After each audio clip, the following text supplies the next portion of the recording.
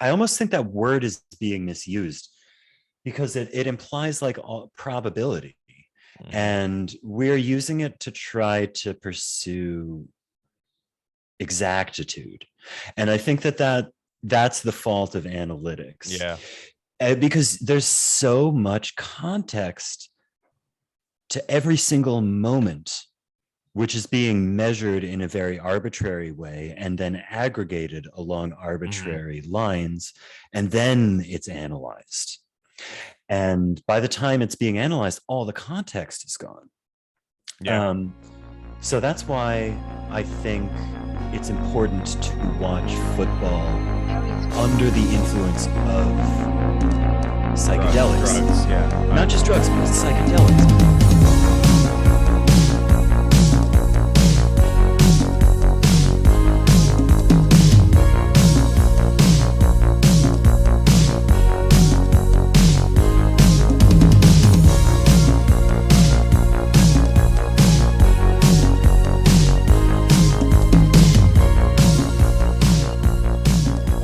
Welcome to RC Sports. RC Sports, it's in the game, and I have the first recurring guest in RC Sports history. I've got the Gnocchi Wizard, Slothrop. You might know him on Twitter at Gnocchi Wizard.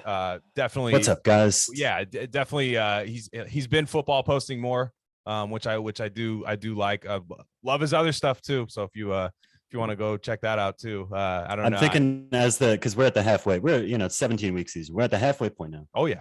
So in the second half, I think I'm really going to be doing a lot more football posting. Do it. Yeah, do it. Absolutely. So, last time we talked, I don't remember our predictions. I should have looked at the last one. I don't remember. You called that the Chiefs were bad. That's all I remember. I need them to be bad for like one more week for sure. But I'm out on them having a lot of talent. It doesn't look like they're going to get Odell Beckham, so that's pretty cool. Like, I don't want them. I still think he's got something. I don't know. It's been a couple of years since he had even a good season, right? This is true. I'm just Baker Mayfield, man. Like okay. When have we seen Odell? He looked good last week, though. He looked good last week. Mm-hmm. He did. That was an upset. The Odell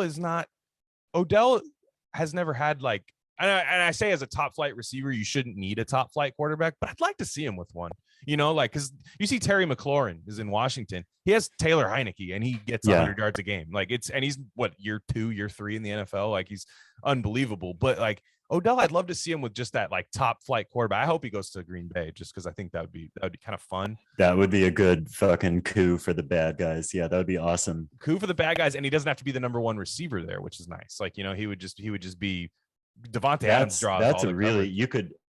You could draw up a lot of really, really interesting schemes with those two guys on the outside, and then that's a good idea. But I think honestly Odell is probably just like more trouble than he's worth. I respect him. Obviously, as an athlete, he's like one of the best athletes in the world. But with this, when you're like the number one wide receiver, you're playing your diva thing. You're on the edge of the knife, and he just like he slipped over. I think. Yeah, agreed. He's like the Raiders. It was between when the Raiders were looking for a new wide receiver because their other wide receiver decided something happened. He decided to set another combine record, and that is very tragic. And he was golfing. He got drunk at the driving range. Actually, I was in Vegas. I went to the driving range. Oh, Top Golf rocks, dude. Yeah, I mean, it's really fun. Yeah. But I didn't drive 150 miles home and kill someone. So, yeah. And they say it's one bad decision. I'm like, no. It's like 8 bad decisions that led to that. Like, it's not one. Like, believe me, I've gotten behind the wheel of a car when I shouldn't have. I have. But if I'm not saying I'm like better at it than anybody, but like, I've never been like, let's punch it, dude. You know what I mean? Like, let's just but like, I mean, I've never gone that far. I don't even like to drive at night, to be honest, but anybody who's had a bad night knows that it's a cascade of terrible decisions, right? Like, sure. You've always wound up at the end of the bad night being like, oh, I did 7 fucking stupid things in a row. Oh yeah. Yeah. And exactly. Yeah, you gotta have your back, because like, you're just like it's a matter of terminal velocity, and if you hit that, like you're always a hop, skip, and a jump away from what Henry Ruggs did. It's fucking scary. Just insane, man. Like the guy. Yeah.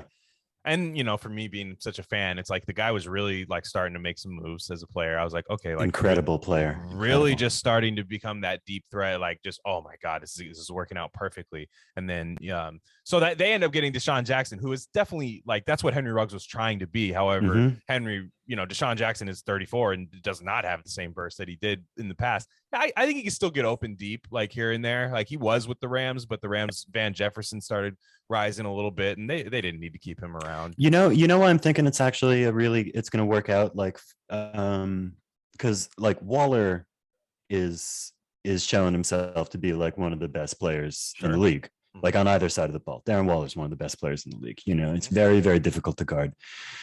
You have to keep your safeties looking at him, exactly. Because he's going to blow past your linebackers, and so it's going to open up a lot of opportunities for old, but still it just needs to be fast kind of guy like Deshaun Jackson. And anyway, the Raiders are looking great since Gruden got fired for being funny. A Giants game, man. That was so absolutely brutal. I mean, it was a week of upsets. So I'm just hoping we could chalk that up to that. I'm hoping that the Henry Ruggs, is just maybe the team, just two huge blows in a month, like losing your coach and losing your wide receiver. I mean, and I mean, I felt like a lot of offenses were out of sync yet. It was Sunday, awful. Actually. It was awful. As a bettor, as a bettor, you're talking about one of the worst weeks I've ever had. I mean, I was up. I'm like, dude, I'm just gonna be lazy this week and take the favorites, man. Like I try to find like a money line bet that I like. Oh, this underdog is good. Oh, I like this. And you're just like, I'll play it safe this time. Yeah, play it safe, and I got burned. I was like, oh yeah, dude, the Bengals are gonna roll the Browns. Browns look like shit right now. Nope, Nick Chubb just gets loose, man, all game. It's insane. Burrow looks terrible in that game. I knew the Bengals were gonna be bad because I watched that Jets game where they beat him very closely. So I wasn't surprised. Yeah, but you guys beat good teams, man. The Jets, like, it's weird. Like, what 2 wins are against the Bengals and the Titans.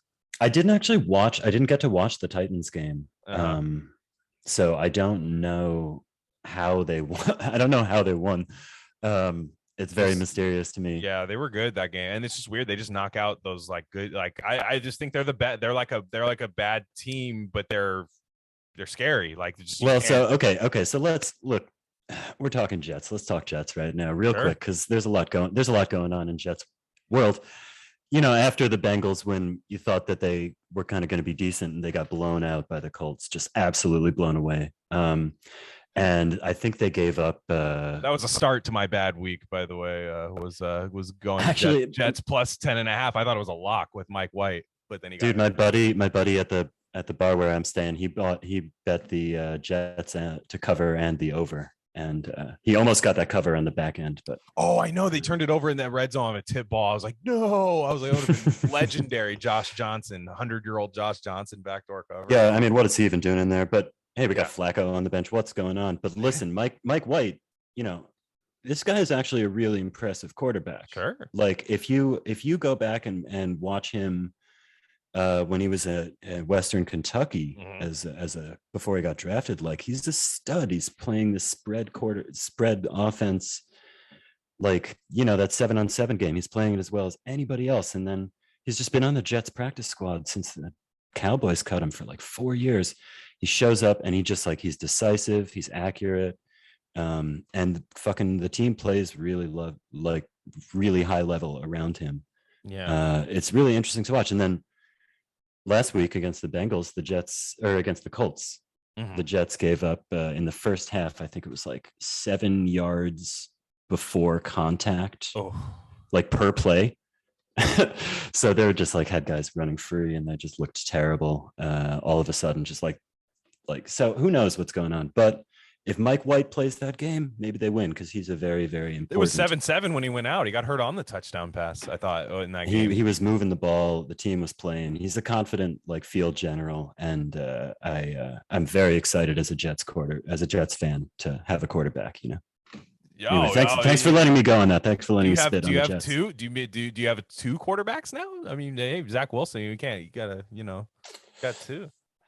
He'd be better off sitting. He just looked really, he looked overwhelmed. I don't blame him. Right. Mike White's got that awesome military jarhead haircut too that I love, like or like undercover DEA agent, like in like a Red Box movie haircut that I really like that haircut. It's like a lot of coaches are doing it now. Matt LaFleur's doing it. Who's the other guy that I can't. Oh, Joe Brady, the coordinator for Carolina, has that too. I love that trend in the NFL now is the undercover DEA agent for like the young hip white guy coach and quarterback. I love it. Can we talk real quick about Matt? I think Matt LaFleur, Green Bay Packers coach, if you're listening. Sure. He like works really hard on his pectoral muscles, and then he wears these sort of like tight, like workout shirts that sort of like hug these muscles that he's worked so hard on. And I think it's like an interesting, because he's a good coach, and like the players, like the Packers play well for him. But it's an interesting, it seems like a really like vain and vulnerable like show, like attempt at masculinity, but like it works in the league. I don't know if that makes sense to anyone else. Yeah, my rule on NFL coaches, you either have to be jacked or like morbidly obese. Like I there's nothing worse than like a dad bod coach. I think like you know, it doesn't seem to work out. Like isn't Belichick a dad bod coach? I mean, okay, after a certain age, like yeah. I'm talking about like, you know, normal coach. I mean, he's in 70. He's allowed to. Good point. He's allowed to do that. Like, you know, Andy Reid. Like if Andy Reid like had stomach stapling surgery, like maybe Andy Reid is on a diet right now. Maybe that's why they're not that good. You just don't know. Like, dude, all right, I'm feeling it. I'm going all over the place tonight. But I met a dude in this town where I'm staying who claims to have built Andy Reid's house, and says he was like a really, really great guy. Like he spoke so highly of him. Yeah. And he said everybody called him the Walrus. Like so every time he came on screen, he was like, "There's the Walrus. I built his house." Anyway, if that dude's listening, what's up? Shout out. Yeah, shout out. I'm sure he subscribes. But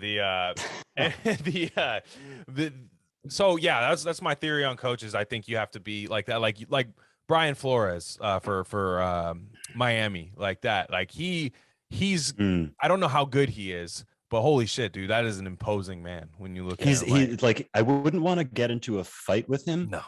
But I might want to play a football game that against the team he's coaching, you know, because he's like not good at that.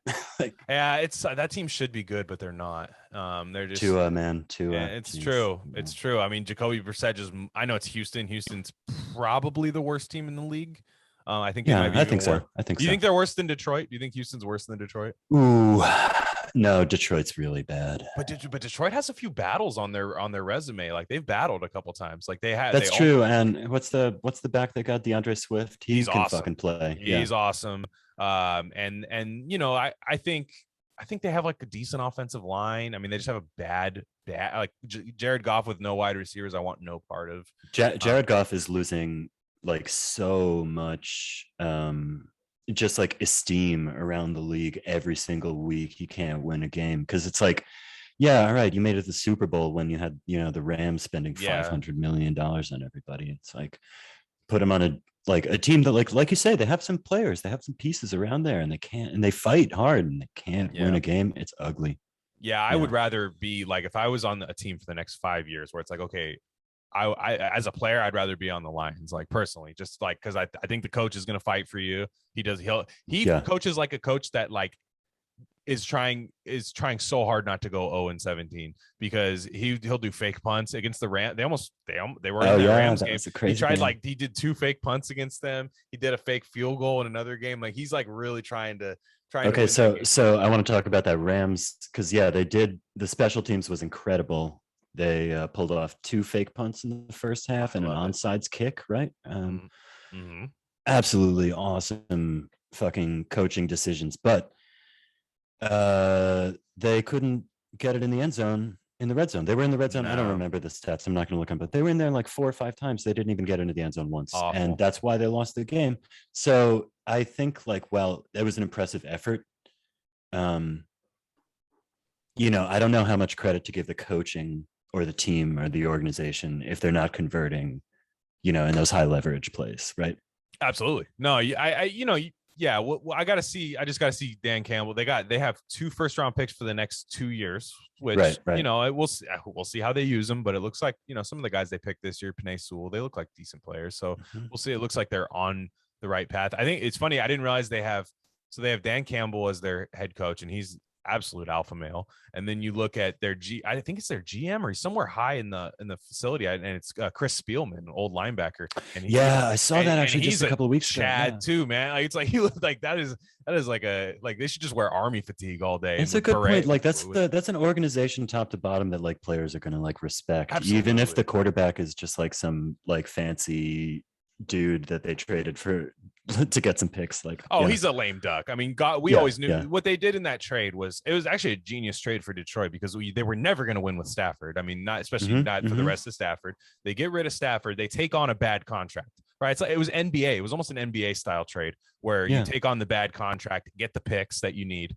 And then you have Goff for a year. They might even rock with him a little bit next year, but with a draft pick. And then because there's no quarterbacks next year. Yeah. No, that's the problem, is that the draft class is awful next year. You know what you're talking about? Sorry, before, because I want to talk about the draft class too, but like you're talking about this like trade, and I'm thinking about the Von Miller trade too, like to the same team, to the Rams. Like, and that's it. Like he was really sad. I saw an interview with him. Like actually, he was really sad because he was like surprised and loves Denver, and Denver loves him. Like.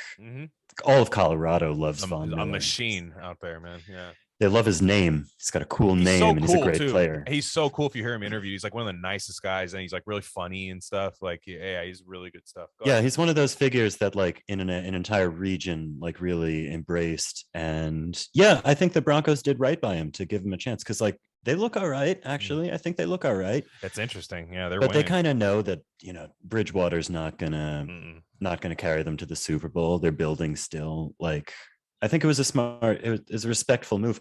I'm a little curious that all these guys are going to Los Angeles. That feels a little like a little just so, for the people who want to see the Rams win. It's like nobody else wanted Von Miller, really. But hey, well, they gave up a lot for him for 8 games. For 8 games. That's the weird thing I didn't like about the Rams is like, okay, he's already inactive for the first game. He didn't play Sunday night against the Titans. Yeah, and they got he didn't even beat play. To shit. Yeah, they got beat. So you've traded a second round pick, which those aren't nothing. I mean, to the Rams, they're nothing. They don't have any picks, but they traded away a second and a third, either a second, a third, or second and a fourth, which 2 picks for a guy to only play half the season for you is a lot. And Von Miller's his body is breaking down. He's very good still. When he's out on there and you have Von Miller ready to go, he's good. Now, they're not. He says he's going to be questionable this week coming up, and it's like, so that you're going to get. Look, the Rams are good. I was a little lower on them at the beginning of the year, but they are going to make the playoffs. I think they're a playoff team. Definitely. I mean, they're going to make the playoffs. I think you saw them against Tennessee. Well, was that the Sunday night game or the Monday night game? I forgot. Sunday night. It was one of those. Sunday night, yeah. And they, that is a Tennessee team that just lost Derrick Henry. That's a one-dimensional offense that just lost their weapon that they built everything around. And the Rams got like bodied. They got out physical in that game. And I think that you're probably going to see that again when they lose in the playoffs, and maybe once or twice for the rest of the season until then. But another interesting angle on this trade is that like the Broncos they didn't wind up shutting them out, but they basically shut out the Cowboys. Insane. They basically shut out and this is an offense that was high flying, executing against everybody at home in Dallas. And they just lost their leader. And it was interesting to watch that game because they were playing just like excellent team defense. It was really, really interesting to watch them communicate more. Like there was no leader, so they were playing better. And the Cowboys got cute in that game too. They were trying to hit way too many big plays early. And you see that the Rams did the same thing against the Titans. That's kind of the theme I saw with all these big teams going down early. And I'll throw the Bills in this mix too, because they took a bad one. So those 3 teams, when I watched those games, I got multiple screens going on game day. For sure. Corner of my eye, I'm looking. But a lot of the times you saw the quarterbacks holding the ball way too long, trying to hit that big shot, trying to create trying to create like a Twitter moment rather than just going down. It's so weird. I'm seeing that Mahomes does the same thing all the time this year. They don't. Stafford was holding the ball forever when his guards were getting beat by two defensive tackles, nothing. And then I think what guys are realizing, and with Mahomes, you see it very clearly. Like you're talking about, like people are just playing shell, like two safety, two deep shell defense, or three deep or four deep shell. Too high, nothing over our head. Yeah, too high, nothing over our head. Yeah. It's like eventually they're gonna press, and that's it's really interesting to watch it with these incredibly talented quarterbacks like Mahomes or Stafford, where it's like if you force them to be patient, they will give you the game. They will give you the game because they want those big plays, and they're getting the checkdowns all day long, and they're just not going to take them. That's why I think Brady and Rodgers are like. That's why I think those are the top flight quarterbacks, because you cannot fool them like that. They will take the open routes and say fuck the highlights, but these other guys, like, they don't. And the coaches, maybe even, they're calling up these big fucking plays, and the two safeties are just dropping back. They're just keeping the play in front of them. So it's an interesting year for that, Yeah, I'm seeing it all the time. The Raiders switched to a cover 3 with where they basically play soft and let you have 6-7 yards in front of you, and these quarterbacks will not take it. It's the same concept. Everybody they won't take it, but you'll see guys. I will say this: Ryan Tannehill is a great quarterback. I can say that now. Ryan Tannehill will just sit back and he'll take whatever you give him. He'll go, sure, yeah, and he can run a little bit. Like when I was watching him in that Rams game, because I thought he was going to get demolished in that game without Derrick Henry back there. I really did. So did I. And I was like, man, this is going to get ugly fast. And no, I mean, AJ Brown is one of the best receivers in the league, but he didn't do anything in that game. But I mean, also like Tannehill. I mean, it was interesting because he lost his like security blanket, and he kind of thrived a little bit. He played a better game than he has been most of the year. And Derrick Henry, Adam Gase, man, Adam Gase does bad things to quarterbacks, and once you leave the Adam Gase cult, you play well. So Adam Gase is just evil. He's the devil. If you're a person who loves offensive football, Adam Gase is the devil. Yeah. Okay, I agree. And then so all right. Sorry, hold on. Let me take a quick break. I'm gonna get some whiskey. I'll be right back. Do it.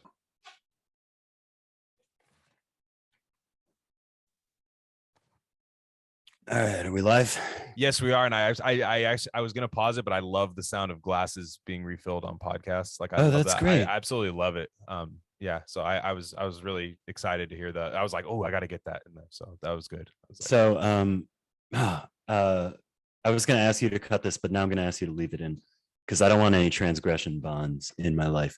But I'm a musician. When I record music, I like to keep all these sounds of the life around you, why would you take the crust off your sandwich, man? It's the best part. That's the way I look at it. And increasingly, for some stuff that I won't mention, I've been thinking about how vital it is that we preserve these moments of indeterminacy, which are, those are really the beautiful things in life. They surround us all the time. And we shouldn't try to iron out our work, like, to get rid of them. That's ridiculous. Be human, be good. Yeah.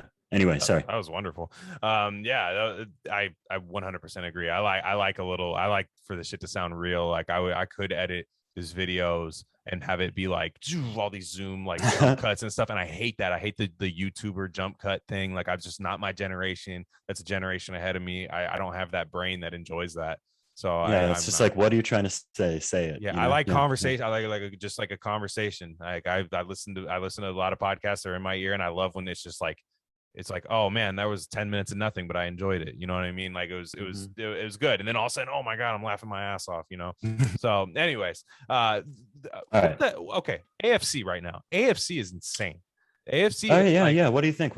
Yeah. It's just a clusterfuck, and I'm happy because my team's kind of took a bad loss. So it seems like everybody else decided to too. But like, okay, a couple weeks ago, it was like, whoa, watch out for the Chargers. You know what I mean? And the Chargers have lost two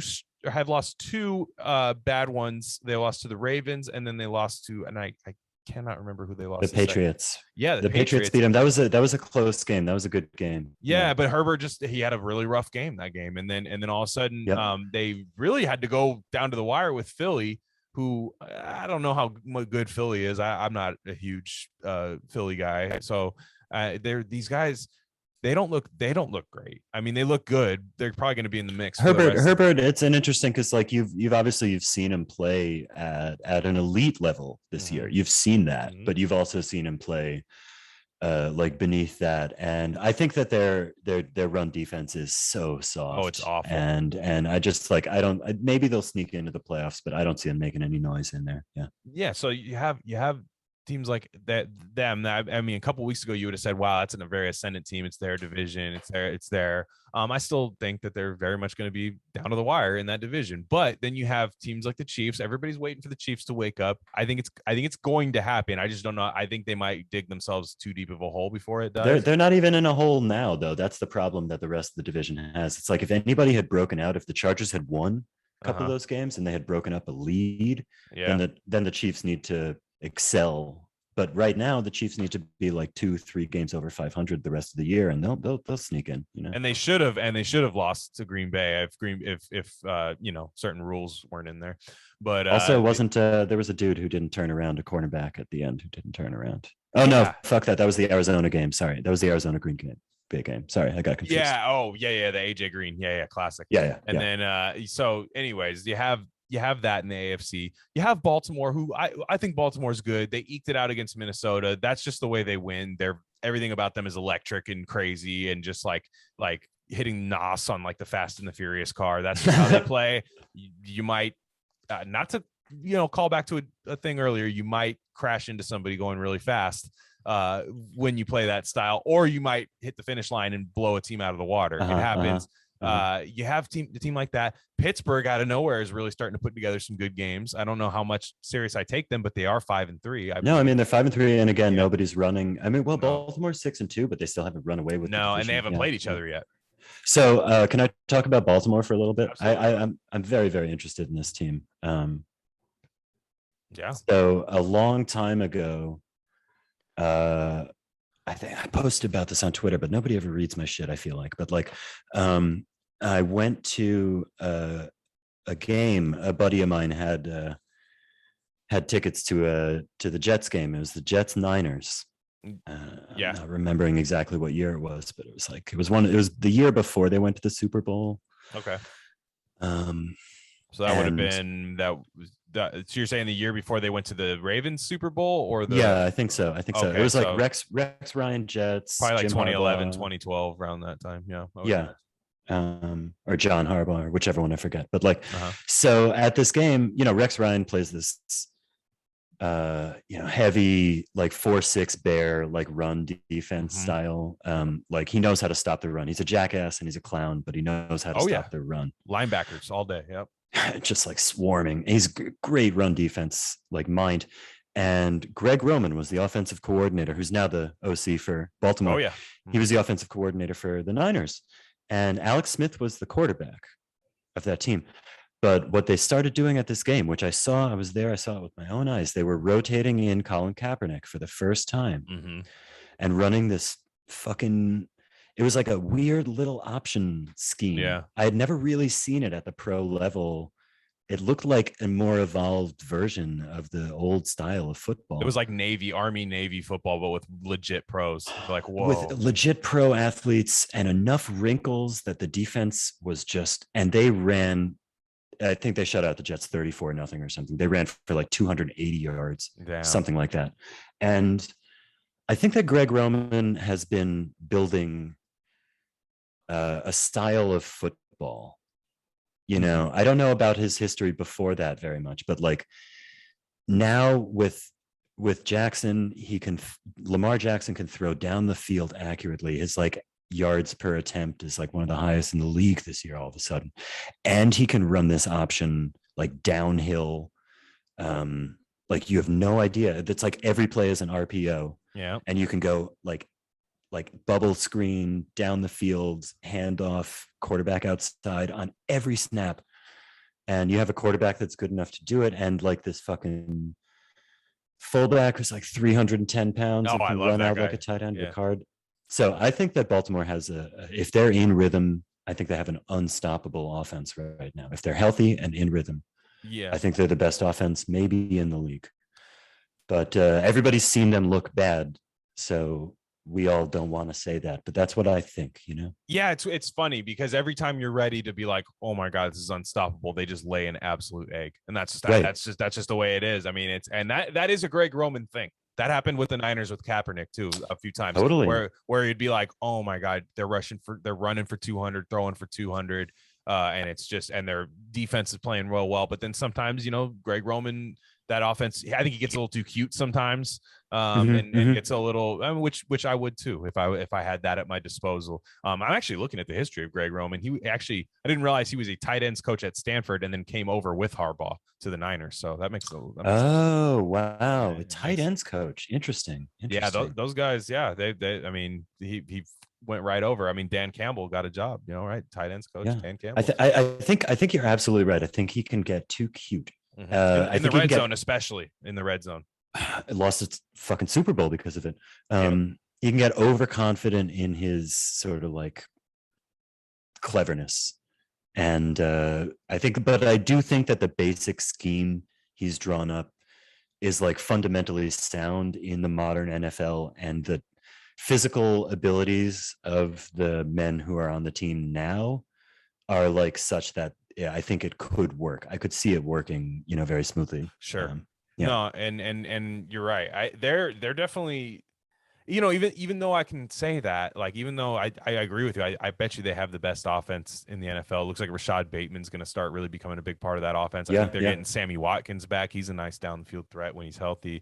And Mark Andrews real good. They ended up getting their running back situation. Looks like they're getting some stuff out of Devontae Freeman. They got like the 2014. Even Le'Veon Bell scoring touchdowns. Wearing number 17. I don't know what's going on. It's insane.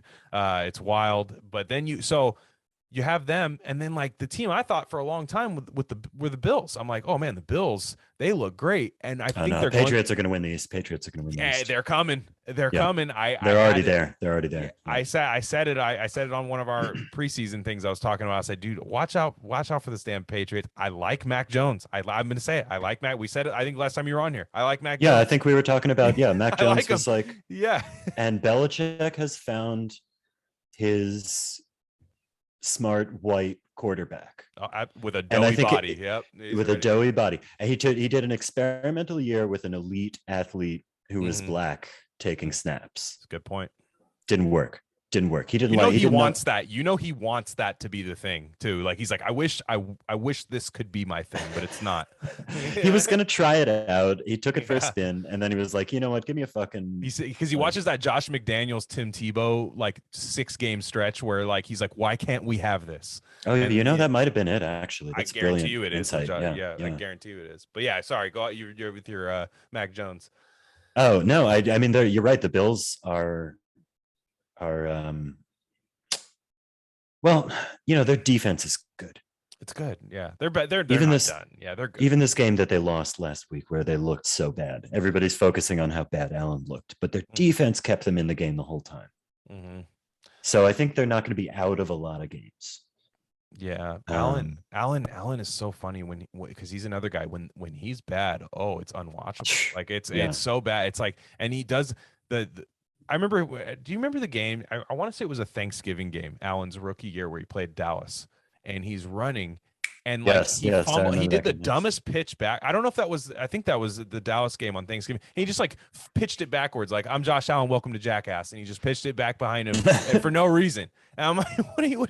Yeah, like what? He's well, look, people. I mean, the lateral, like a little parenthetical here, a little footnote. The lateral is a fascinating thing in the game of football because it is an option every time there's a ball handler moving on the football field. He always has the option to lateral the ball, and he never should. Basically never. It's like when you're called an option play and you have it called to do it, or if you have some crazy trick play, you know, where you're throwing it across the field, whatever. But every time a player decides now's the moment, I'm going to lateral it, like when it's an improv move, it's always wrong. And it's just a fascinating thing that like you can always make this mistake, and some people do, and it's always a mistake. Maybe they get lucky and they don't pay for it, but like it's just this like this little demon hovering around the game that any of these guys can succumb to at any time. Anyway, sorry. Thank you. I think you're right. No, I think you're absolutely right. Because I was thinking about it from a quarterback perspective. When you run the triple option, I never see quarterbacks pitch it. And like maybe here and there, I've seen Lamar do it here and there. But man, what I love to do when I used to play NCAA, the video game, the fake pitch was unbelievable. When you did the fake pitch, you and me are on the same page. I used to run triple option offenses in NCAA just football. Nebraska playbook, and then let's go. Like, I love it. Yeah, get a fast quarterback and go. I would recruit. I would just be like, what is your speed? I literally don't care if you can throw. Like I would speed, and then my wide receivers are block. I run 4 verticals and just run man coverage, and I'm running. So that's basically how Colin Kaepernick played in the NFL. It's like NCAA football. Well, so this actually brings up an interesting thing. Let's talk about these mobile quarterbacks who aren't Lamar Jackson level athletes. Yeah, I'm talking about like when you saw Daniel Jones get fucking laid out, or when you saw Sam Darnold get laid out every week. You know, these guys are good athletes compared to me, right? These guys are very, very talented athletes, but when they get out of the pocket in this league, you know, it's dangerous for them. Oh yeah. And I think that you almost have to be a Lamar Jackson level of physical talent, because otherwise every time you're outside of the pocket and you're running past the line of scrimmage, you're just going to get brained, man. Like, and that's what I keep seeing for these quarterbacks. And like, I feel like eventually they're just going to stop letting, you know, the pass first guys who can move. They're just going to stop letting them move because it's like, it's too valuable. You know? Yeah. And I'm fearful of just like, my whole last special was on the unicorns in football, just the kind of like why you should stop even trying to develop those in college, because I think that's why this quarterback class sucks so bad in college right now, is kind of like every quarterback wants to one read, tuck it, one read, tuck it, one read, tuck it. Oh, my number one wideout's not open, I'm running. You're seeing that, like Justin Fields is starting to get it right. He's starting to get it in the NFL. He had a really nice Monday night game. I thought he's starting to get it, but he was, for a long time, it was that one read and, oh shit, what do I do? You know, it demands a lot of these young guys to develop all of that acumen in the pro game at the pro level. Like, boom, learn how to do this. Like, yeah, colleges. And I think actually, like, you know, the spread formation offense, which took off, you know, about like 20 years ago in college out of Texas high school, because those Cowboys just had crazy ideas and shit. But like, now, you know, you watch college games and there are no quarterbacks who don't look back to the sideline to get the play.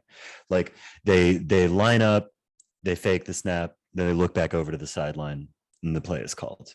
You know, and they know what the play is. They have their two reads, you know, obviously the pass, the run, or whatever. Maybe they can make some checks or whatever.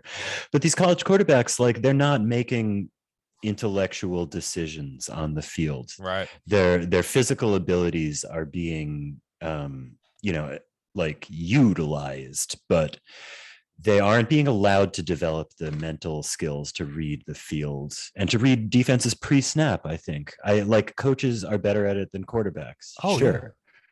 But you got to develop a quarterback and let him figure that shit out. So that's why I think it's hard for a lot of these young quarterbacks who have all the physical abilities that you need. But it's like, and I think just fast, depending on the off script, off schedule, that's like what we're doing with the Mahomesification of the league, is depending on the who cares, just buy some time and toss it up. You know what I mean? And that's kind of what you're seeing, and I see it in college a lot. Spencer Rattler was doing that a lot, and that's why he's in a lot of trouble at Oklahoma. Oh man, well, he's done. That's crazy, right? He should hit the transfer portal, because that kid behind him is a beast.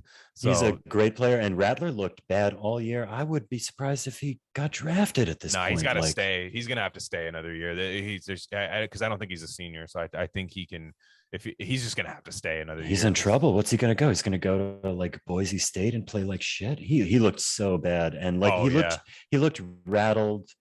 And then when Caleb Williams came in and started winning, he just looked like, you know, I feel bad for him, because he had he had all this hype behind him, and he still needed to grow. He still needed to learn, like we're talking about. Yeah. Yeah. And so you see these off, everything's off script, everything's off schedule, but it's like, I like a quarterback that makes the trains run on time, my friend. I like that. I love when you have a little juice in your legs too, when that doesn't break down, when that breaks down. But, like for me, I think if you see these young quarterbacks, and it's tough to tell a young quarterback not to watch Lamar Jackson and be like, well, I want to be that, because Lamar Jackson's going to make a lot of money. He's going to make and look at what he's doing too. It's awesome. He's going to make a shit ton of money. He's going to get all this stuff. But like, for every Lamar Jackson, you can get like I don't even know who a failed version of Lamar Jackson is, but there are some. I mean, look at Tua. Like Tua's got, he's perfect. got mobility, but he's getting hurt all the fucking time. He's tiny. Yeah, I mean, Lamar Jackson is like Michael Jordan.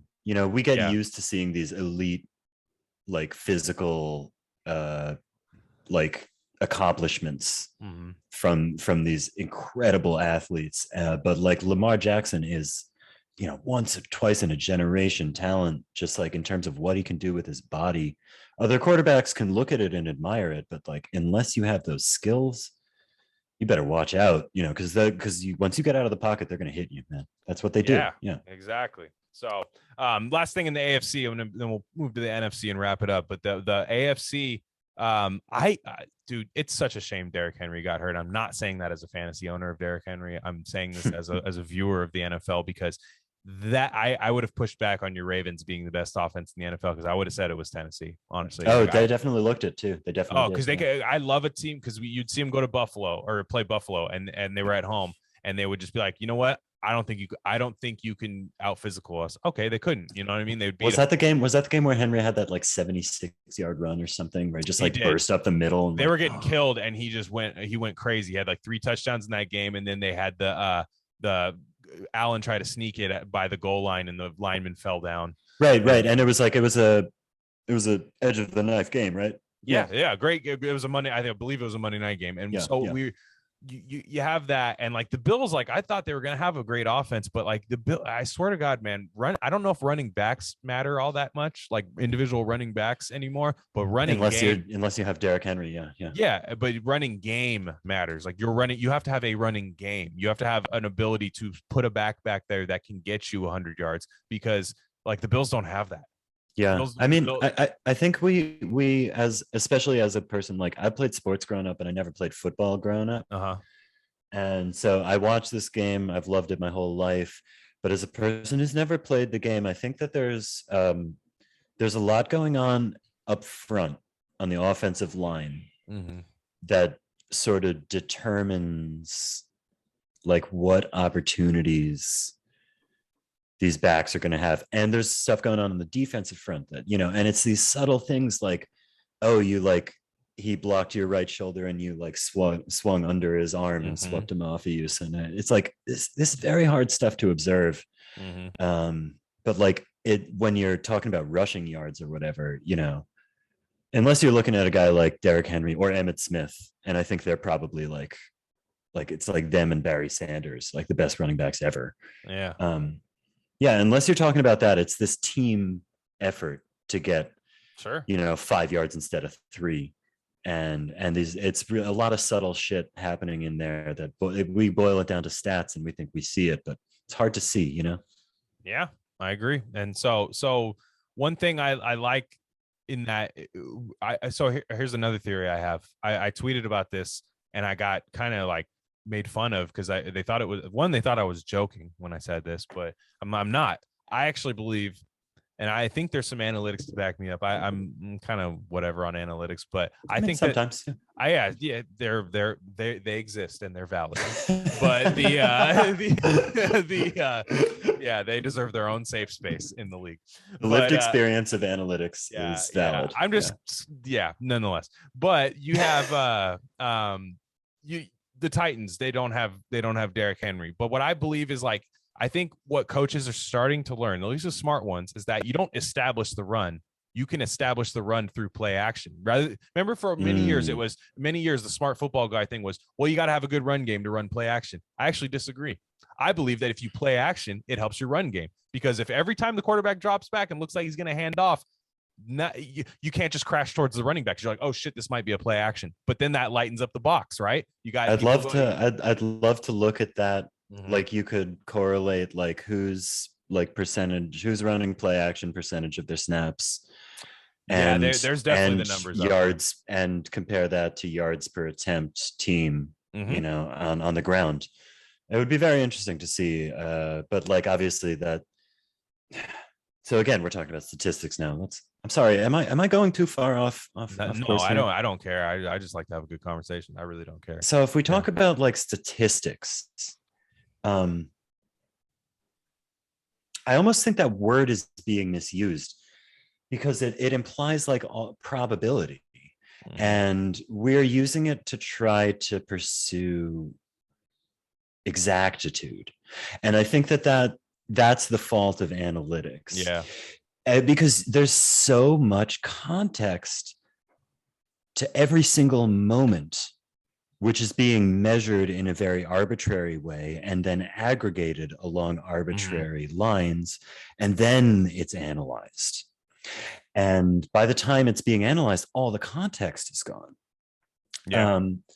So that's why I think it's important to watch football under the influence of psychedelics. Drugs, yeah. Not just drugs, but psychedelics, because it helps you to understand how much contingency is in every single moment, which gets measured and aggregated in all of these foolish ways. And then there's some things you can learn from it, like, average yards per passing attempt. That's going to tell you something, right? Like, but it's not you're never going to really get to understanding through this method of analysis.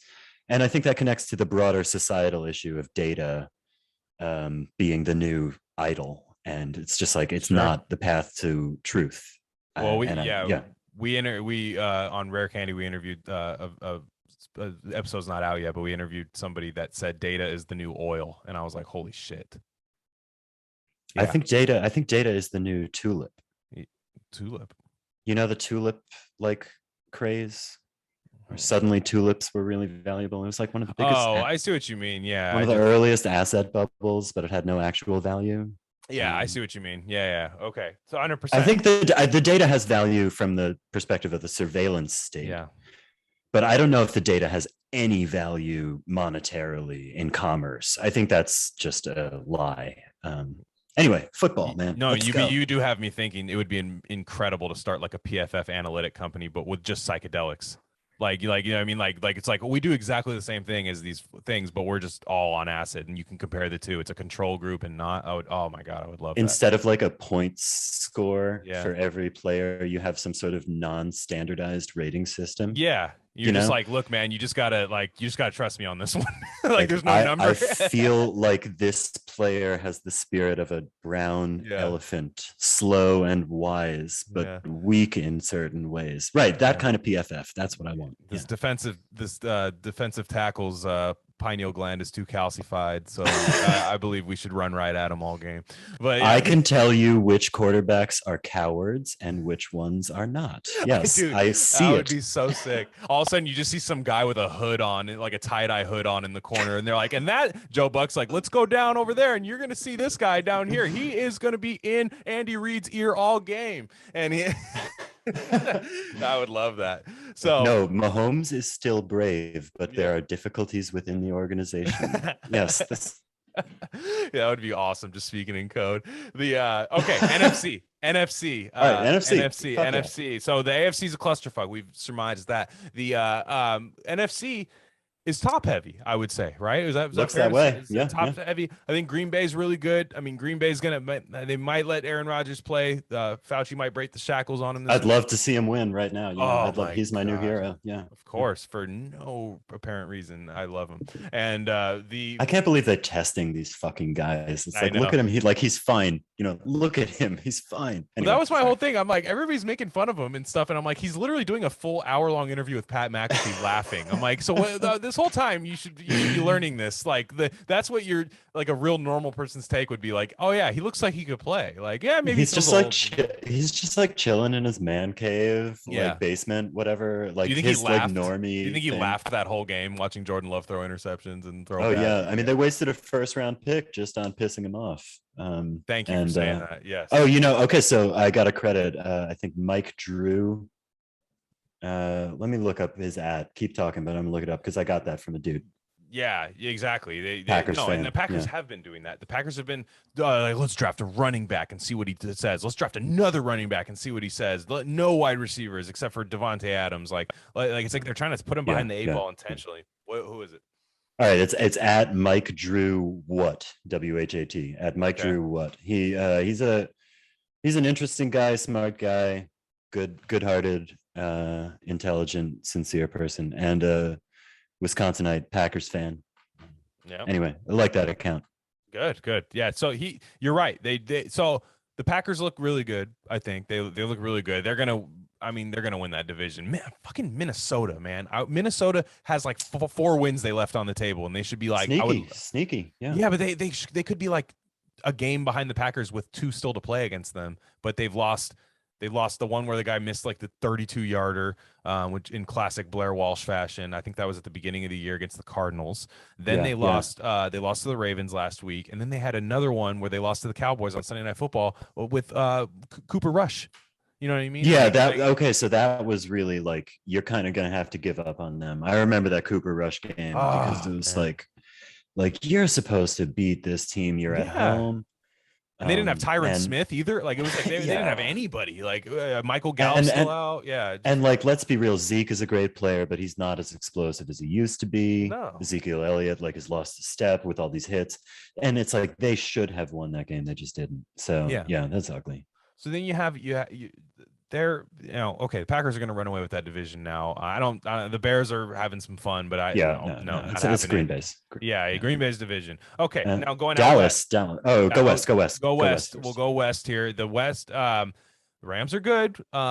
They play Monday night game against the Niners this week, and I think that's going to get fun. Is all I'm going to say. I think that's going to get the Niners own the Rams. I don't know why they do. They do. My dad is a Rams fan, and I said they're rivals one time, and he said, yeah, it's the rivalry that a hammer has with a nail. Like it's very like for whatever reason, like the Niners. It's the two organizations. It just kind of works that way. But are the Niners going with Jimmy G? Yeah, and that's the problem. I don't know. I don't know. I would imagine I would just let Trey Lance play because I don't even think Trey Lance is ready yet. I think he has the problems we just talked about with certain quarterbacks where he just isn't there yet, and he's going to be a one read and tuck it kind of guy. He's young. He played. I think he had played 19 games in college, which is nothing. Right. Yeah. I mean, these kids now. Yeah.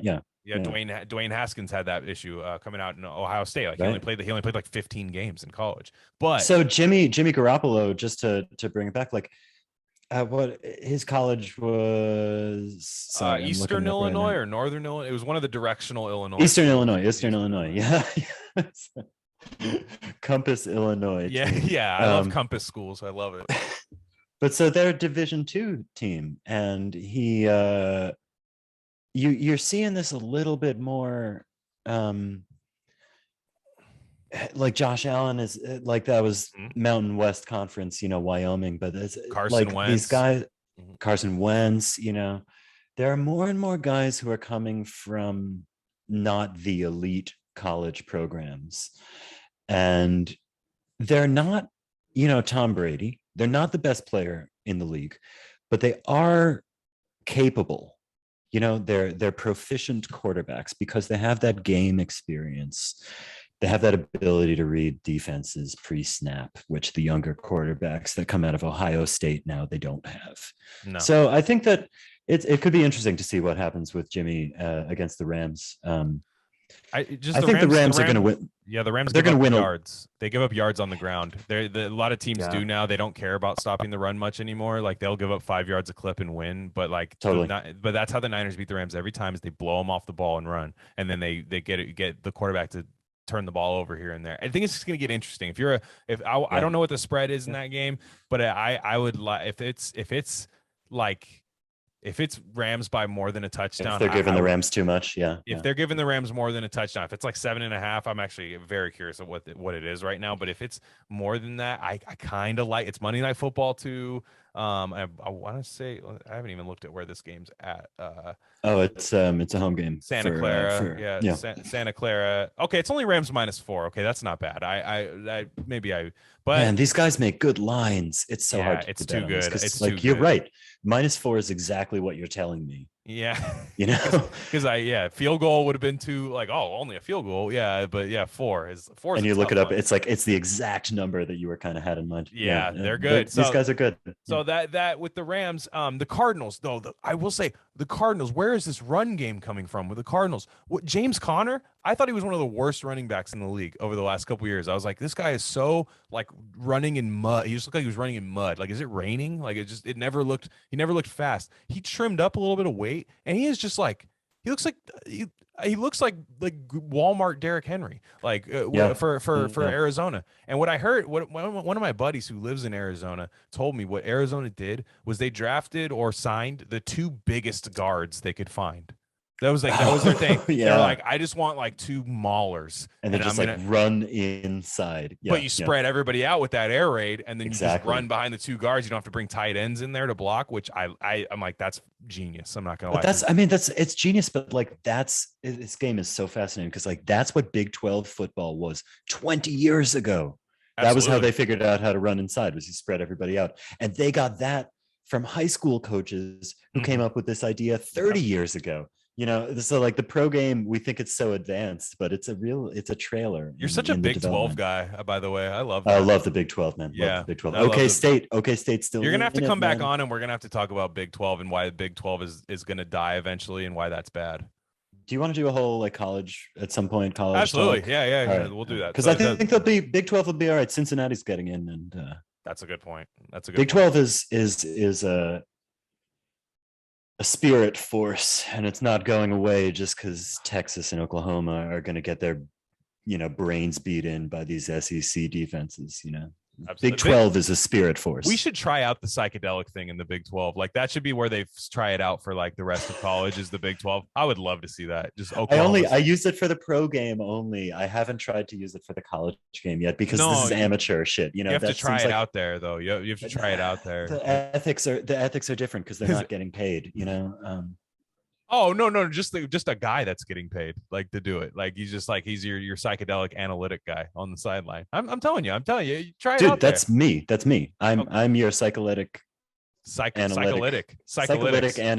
guy on the sideline. That's me. Yeah, you're right. So okay, the Cardinals. That's why I think the Cardinals know how to beat the Rams. That's why they did that, was to beat the Rams. They said Kyler Murray can play, man. Yeah, and he can play, but I want to be able to have. You have Rodney Hudson, a great center, and then 2 big guards around him. And like, this is how we're going to beat the Rams. We're going to take out Aaron Donald with that, and we're going to just run the ball on him. And Von Miller doesn't stop that either. So no, and then their front is strong in the Rams, but you're right, absolutely, Connor's looking better, and their outside talents, their receiver talents with Murray throwing the ball, that's a tough thing. And now they got Ertz too, and they won with Colt McCoy and without DeAndre Hopkins on the road. That's scary. Yeah. Like, that's that when I saw that happen, I was like, man, this. And look, the Niners, maybe they're not that good, but like, that's still not an awful team that they beat, and it's just like a middling kind of subpar team. But still, they should have lost that game with Colt McCoy. Anytime you say Colt McCoy is going to start with Nick Bosa on the other side, I'm probably going to take the Nick Bosa side, right? And it didn't end up being the case. Colt McCoy is a soldier, though. You talk about Big 12, like, he's a soldier. He's a longhorn. Not in that championship game where he's never gonna win a championship. He's never gonna win a Super Bowl. But no, I mean the college game. You don't remember that first play of the game? He just tapped out. I'm like, come on, man. I was like, but I know you're right. So he's still playing today. That college game was a long time ago. He's still playing today. I like him. I like him as a backup a lot. And the reason he's playing today is because he did not finish that championship game. He has God bless him. He has a backup name, which I love. The backup quarterback names are so cool to me. Like Colt McCoy. Mike White. They none of these guys sound like starters. Like, maybe that's Mike White is a starter. Mike White is a king. Don't say that about Mike White. Come on. Okay, Matt Flynn was a king for a time too. That's all I'm saying. And oh man, I'm sorry, I don't want to cut deep. My bad. Mike White is. You didn't cut me at all because you didn't touch Mike White because he's that elevated. Anyway, that's NFC. We're talking NFC. All right. Anyways, Dallas is going to win the East. That's boring. Everybody knows that. That's got Dallas is good too. Dallas is great. That's going to be one of those games that that's one of those games if you win the title, everyone's going to put that on the championship DVD. Like, it got ugly for a second. They lost to Denver 30-8 with Liev Schreiber narrating it or something. Or I don't know. In reality, it's like everybody lays an egg sometimes. Always. They had been playing like their only other loss was week 1 against Brady, and it was a close game. So all right, they lost a game. Fuck it. Yeah. Tampa's gonna win the South. I mean, I think because for a while I was really, you could talk me. I was leaning like, oh, the Saints, this could be fun with the Saints, but I just not without Jameis. You're not a believer without Jameis. I mean, what is Jameis, like some fucking like Joe Namath or something? It's Trevor Siemian. It's not okay. It's harm. We're going to use a dumb lib term, harm reduction, right? Like you're telling me it's Trevor Siemian. It's Trevor Siemian, man. Like that's like if their backup was like somebody like Colt McCoy. Or like somebody good. Like Phillip Rivers said he's available. Do it. So you know who the hero of that Saints team is Taysom Hill. Yeah, the GMO Monsanto lab just Taysom Hill. Freak. Yeah. Freak. I was in New Orleans last year. Right around this time or earlier than this. I guess a little over a year ago. And there was a bar I like to go to called the Old Point Bar. It's in Algiers on the West Bank in New Orleans. And man, these fucking people there, they love the Saints so much, and they love Drew Brees. Like they love Drew Brees, more than most people love their own children. They really, really love this guy. And the diehards in New Orleans that I was talking to, it was Taysom Hill.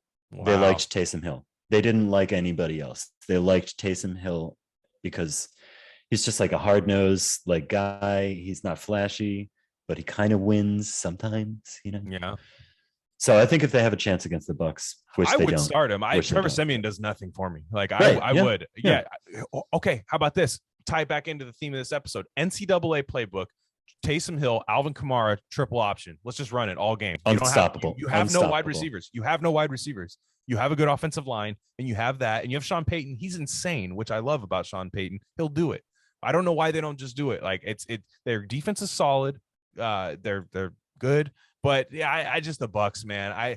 Even without that secondary, man, the Bucs they're gonna get Antonio Brown back, and he really took that offense to the next level. And Brady is just. He's Brady.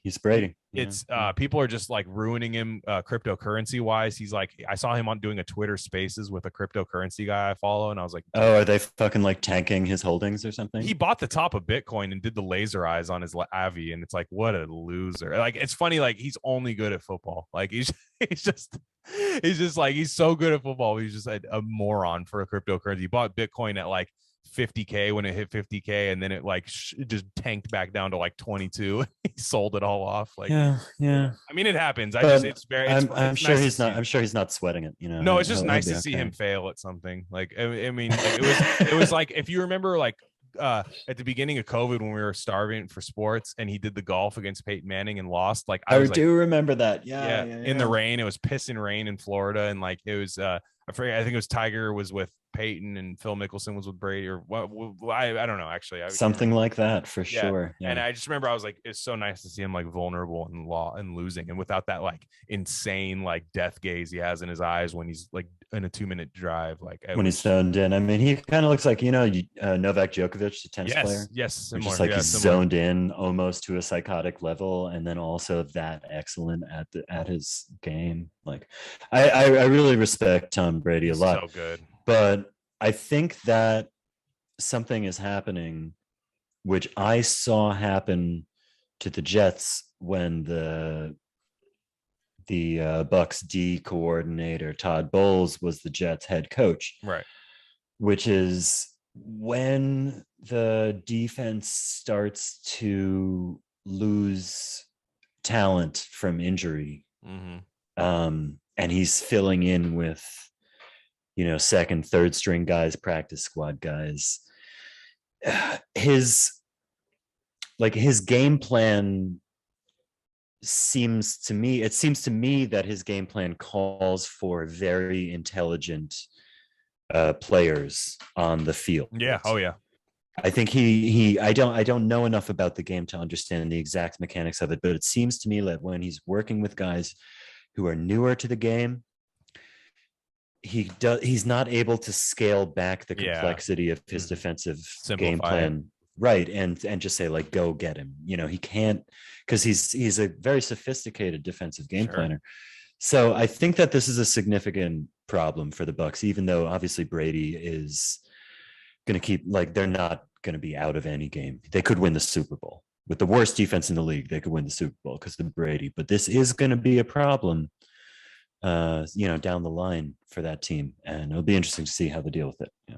Absolutely. And so I'm trying to see who did they have kind of an interesting matchup no, they don't. They have a layup with Washington. The Redskins. Yeah, the R words, man. Yeah, absolutely. They don't bow. That team is the Redskins. Yeah, absolutely. I agree. I mean, I say it all the time, just like, the Redskins. Yeah, come on, Sean Taylor. Like, everybody remembers that era. And anyways, what else? Did we forget a division? We didn't forget a division, did we? I think did we talk about the fucking? No, there's like a team there's a team I'm missing, man. Like, I know there's an NFC team I'm missing. You got the we talked about the South, the North, the East, the West. Boom. Yeah, we got it. That's it, man. So that's good. So you're gonna have to come on at the end of the year. You came in beginning, middle. You're gonna have to come on at the end of the year. Maybe we'll do like maybe before the playoffs. Yeah, and we'll talk about shit. And then we'll do a college one too. We'll do all right, but real quick, as long as we're here, I'm put you on the spot. Call the Super Bowl. Who is playing in it? Who wins it? Call it right now. Okay. So the AFC is going to be tough. I'm not going to pick the Ravens because I need Lamar in the playoffs to validate that he can play in the playoffs. So I'm not picking him. Okay. This is going to be tough. So the NFC to me is going to be, I think Dallas is going to the Super Bowl. And then I believe they will be playing Buffalo. I believe it's an early 90s rematch, Dallas-Buffalo. I think Buffalo Cowboys, Bills. Yeah, I like it. I can't pick the Rams. Something about the Cardinals doesn't feel right yet, even though I think they're literally going to have a first round bye. Something doesn't feel right yet, though. Like, it's something weird is going to happen to the Cardinals. I don't know what it is. I think they're going to run into some weird, like, wall into the playoffs. I can have Green Bay just rush for like 300 yards against them or something. Just some weird thing's going to happen. But what about you? You never really want to get hot early the way Arizona did. It's true. And I think the Bills are hitting that midseason lull, and I think they're going to like go on like a 4-game win streak as far as the AFC. And so that's what I was going to say. I like your prediction. I like Cowboys, Bills, but I'm not sure. Like, I think the Patriots are good. I think the Bills are weaker than people are assuming. So and they have not played each other yet, have they? I don't think they have. I don't think so. Maybe once. I'm not sure. Yeah, but anyway, like, down the line, that's going to be tight. No, they have not played each other yet. So, but I like it. I like that prediction. My prediction is Ravens, Packers. Ravens, awesome. Packers. That would be an awesome Super Bowl. Great for our brand if Rodgers gets another one too. So, yeah. I mean, I'd like suddenly, Yeah, just something took you over, huh? Yeah, exactly. Well, look, what he did was brave. I don't know. You want to cut this off whenever, you can just let me know. But like, I don't give a shit. Yeah. I love you, man. This has been a really fun time for me. I really appreciate this. No, it's fun. It's fun as we blow off some steam stuff. I mean, just like chill out, talk about the game. But so Rodgers, fucking Ravens. Yeah, Packers, Ravens. Yeah, but that's the important thing. Rodgers, go ahead, go do your Rodgers thing, man. He did the thing that is smart, and now we all have to be serious about now that the whistleblower on the Pfizer clinical trials is published in the BMJ now. Like, we understand that these clinical trials were essentially fabricated. Mhm. And there's no evidence in the public domain to support the assertion that these things are even good for you at all. Mhm. There's no evidence in the public domain to support the assertion that these shots are good for you, Mhm. let alone that you need them. Mhm. And this is basic common sense. If you are a normal functioning mind, Mhm. you're analyzing the information as it's coming in, and if it doesn't add up, you reject it, and if it does, you accept it. And so to see what Aaron Rodgers did, where he just said fuck you, like Yeah. he told his boss what he was going to do, and his Mhm. boss was like, hey, you're my guy, I can't win without you. Yeah. Like he had leverage, he used it, and then he got caught, and he went out on the world and he said, yeah, that's what I did, I got caught. Mhm. Like I think that there is a really good example, and I think that these athletes, Kyrie, and even like Cole Beasley out in Buffalo, like Sure. any athlete that steps out and says, my body is my livelihood, which is true for all of us. It's not just true for athletes. Your body is your instrument, your body is your Sure. livelihood. Mhm. You have everything to lose here, and if they are not shooting straight with what they come at you, then you do what's right by your own body, and you don't let it stop you from doing what you love, which for Aaron Rodgers is to fucking play football, and he's great at it, and you love to watch him do it. I know this is like kind of gay or whatever, but like I think that like it's cool to watch people stand up for Mhm. their beliefs and be proud enough of their own humanity that they can explain their thoughts and understand that they are allowed to think them. It's honorable, and people need to have that energy in themselves, in all of their lives. That's what needs to be out there. It's like pride in your humanity, your ability to think for your fucking self. Jesus Yeah. Christ. I Yeah. co-sign everything you just said. Absolutely. Absolutely. Absolutely agree. You can cut that shit if you want to. I don't fucking I YouTube, man. That's the only thing. Like we use Rumble for our other shit, so it's like I mean they let Oh, the that go. sports goes on YouTube, right? Yeah. Yeah, but I think you actually were very coded in what you said. Like you actually only said shots and stuff like that. I think that's okay. So Use the words shots and injections, and yeah, this exactly. is all automated. They're not Yeah. paying attention. Nobody's Yeah. watching you. We'll Yeah, see. yeah. I'm gonna put it on YouTube. I'm gonna put it on YouTube and see if they because I got 2 more strikes to get before I get banned. So My um lord, if somebody watches through, what have we been on for like 2 fucking hours? If somebody so watches through this whole thing, finds me talking anti-vax shit, and then gets you suspended, I got to tip my hat, man. Then absolutely, they absolutely. own that channel, and you don't. Yeah. Good for them. Yeah. Absolutely. Well, the Gnocchi Wizard has strikes again on RC Sports. He's here. It was fantastic. I thought that was great. And And I had a great time, man. Really, hey, thanks for having me. If absolutely. anybody's listening, thanks for listening. Follow Yeah. him on Twitter at Gnocchi Wizard. And if you're not sophisticated, that's GN that starts with. So don't be trying to NOY or some It's weird not shit a like pasta, it's a potato dumpling. Yeah. that's true. It's a good point. People forget. But the People don't know. They don't know. Yeah. they don't know. They don't know. So yeah, that's it. I'm Glen Rockney. Just follow me on Twitter at Glen Rockney. I got another podcast called Rare Candy. That's basically that's a whole nother game. So if you're listening to this for the first time, if you came from Rare candy's the shit. If thank your you. eyes are Thank you. open, rare candy's Thank the you. shit. Your check's in the mail. But so nonetheless, that's it. This is RC Sports. Subscribe to the channel if it still exists by the time this puts out. Thanks, guys. All right, that's it. All right, good night, guys.